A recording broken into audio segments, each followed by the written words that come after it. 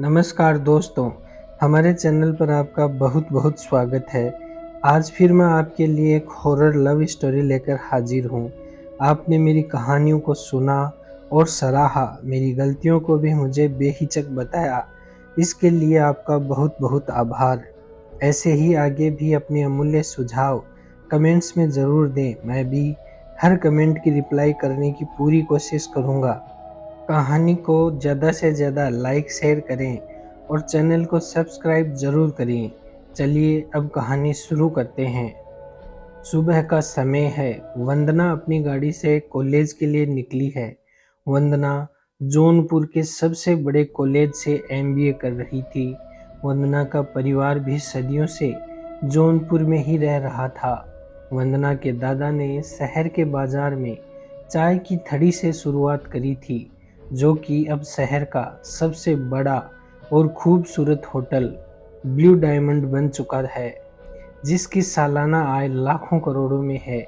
चलते चलते वंदना ने गाड़ी में रेडियो ऑन कर लिया, जो उसकी रोज़ की आदत है। बिना रेडियो सुने ड्राइव करने में उसे बोरियत महसूस होने लगती है। जैसे ही उसकी गाड़ी कॉलेज के मेन एंट्रेंस पर रुकी, तभी रोहन उसकी गाड़ी के सामने आकर अपने घुटनों पर बैठ गया, जिसके हाथ में गुलाब का फूल था। वह जौनपुर के विधायक का बेटा था और काफ़ी दिनों से वंदना को सोशल मीडिया ऐप पर फॉलो कर रहा था। कभी मैसेज भी कर देता और कभी-कभी रास्ते में उसे रोक कर बात करने की कोशिश करता। वंदना ने रोहन के बारे में पता लगाया था। वह भी इसी कॉलेज से एमबीए पास आउट था और एक बड़े होटल में मैनेजर था। अभी तक तो उसने बस बात करने की कोशिश ही की थी, लेकिन आज यूं कॉलेज के सामने इतनी भीड़ के बावजूद उसने इस तरीके से वंदना को प्रपोज किया, यह वंदना के लिए भी बहुत आश्चर्यजनक था।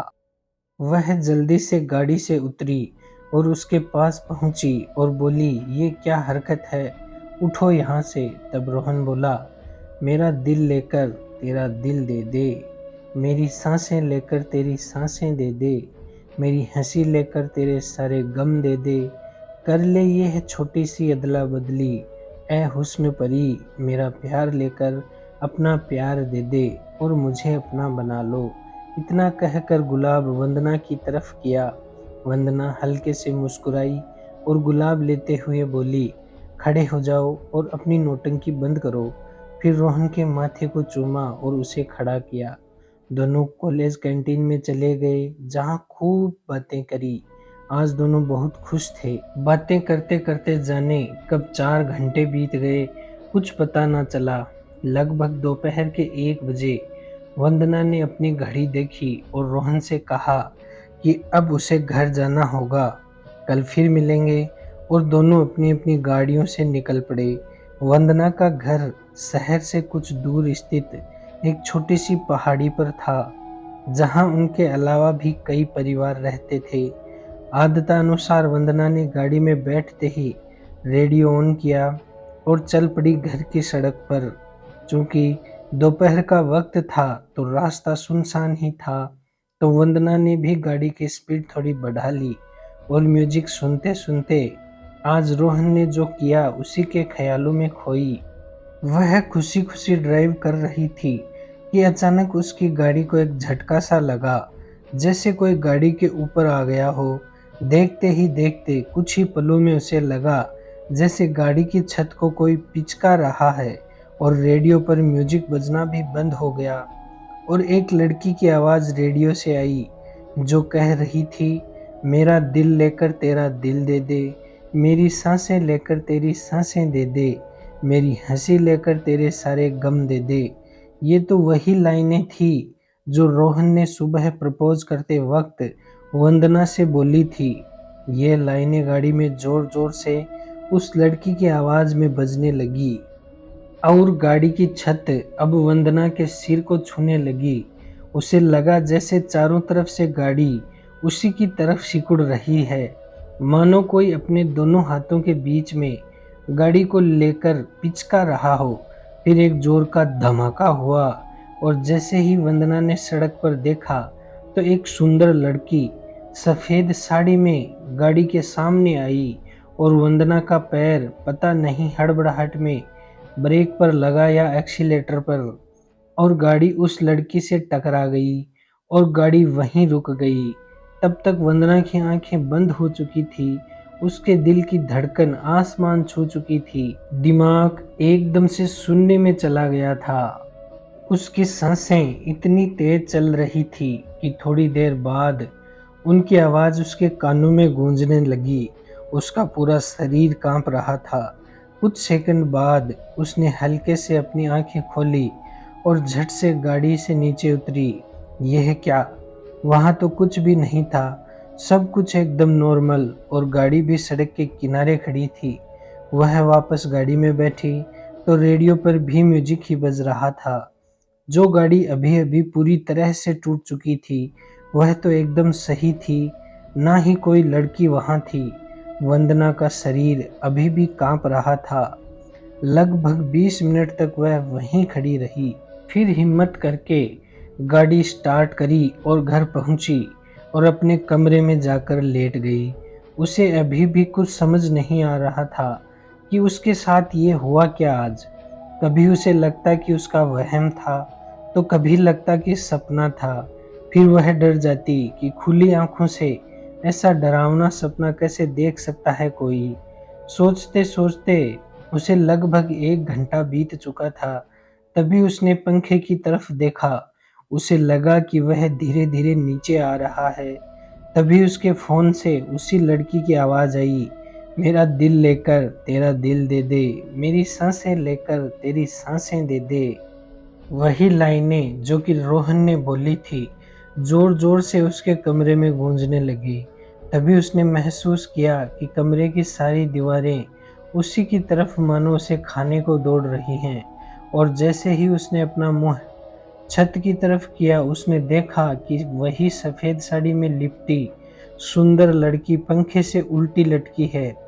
उसके बाल वंदना के चेहरे पर आ चुके थे और उसकी आंखें वंदना की आंखों के सामने थी।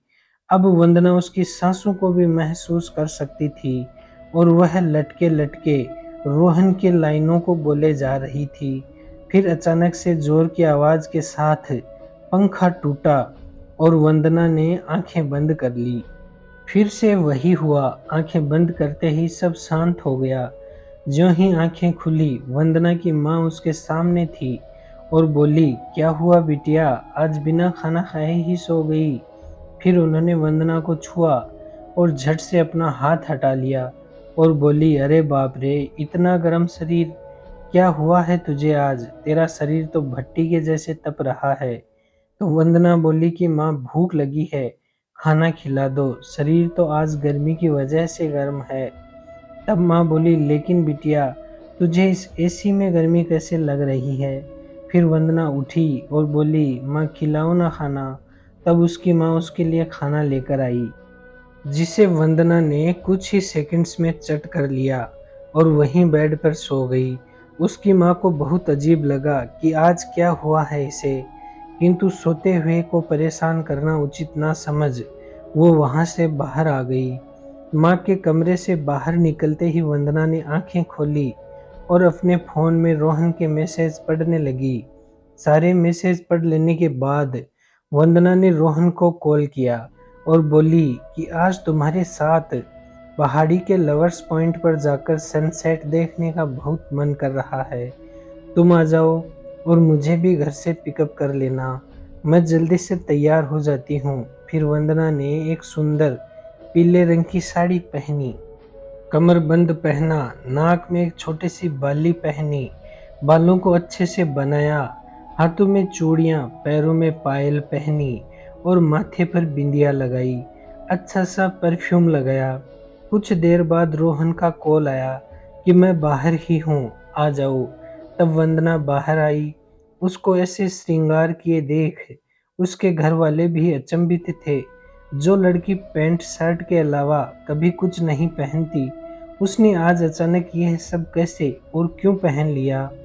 जब माँ ने उससे पूछा तो वह बोली कि कॉलेज में कल्चरल इवेंट है, तो वह किसी नाटक में भाग ले रही है, तो यह सब पहना है। बाहर उसका फ्रेंड उसका इंतजार कर रहा है। और इतना कहकर वह रोहन की गाड़ी में आकर बैठ गई और घर से निकल पड़े। रोहन ने जब उसे इस रूप में देखा तो वह दंग रह गया और कुछ अजीब सी उलझन उसके चेहरे पर झलकने लगी। अभी वंदना के घर से चले ही थे कि हल्की हल्की बारिश शुरू हो गई और रोहन बोला कि आज यह श्रृंगार कैसे किया है वंदना। तो वंदना बोली कि बस ऐसे ही, मैंने सोचा कि तुम्हें अच्छा लगेगा। क्यों, अच्छी नहीं लग रही हूँ क्या मैं?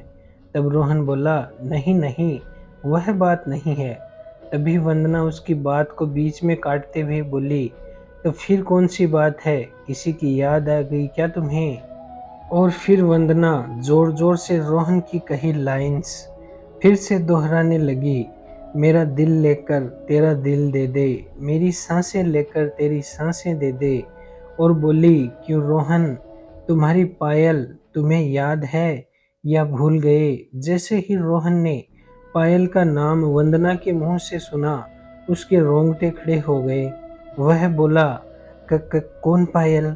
तब वंदना बोली, वही पायल जिसके तुम दीवाने थे। और अचानक से गाड़ी की रफ्तार अपने आप बढ़ गई।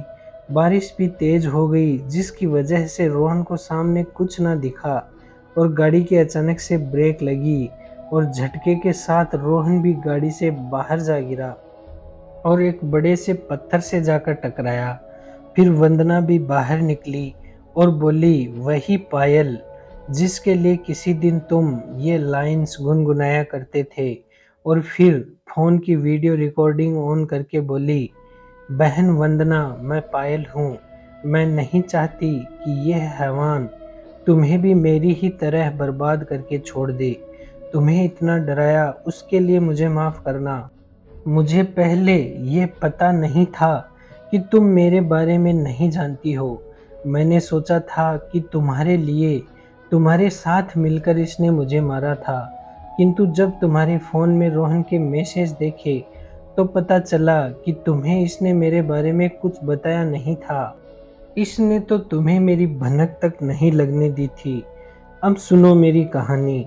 मैं इसके यहाँ खाना बनाने का काम करती थी और इसने अपनी चिकनी चुपड़ी बातों से मेरे साथ प्यार का झूठा नाटक किया। यह रोज अपने हाथों से मेरा श्रृंगार करता था और मुझसे झूठी शादी भी करी। फिर जब मैं पेट से थी तो मैंने कहा कि अब अपने माता पिता को भी हमारी शादी के बारे में बताने का वक्त आ गया है।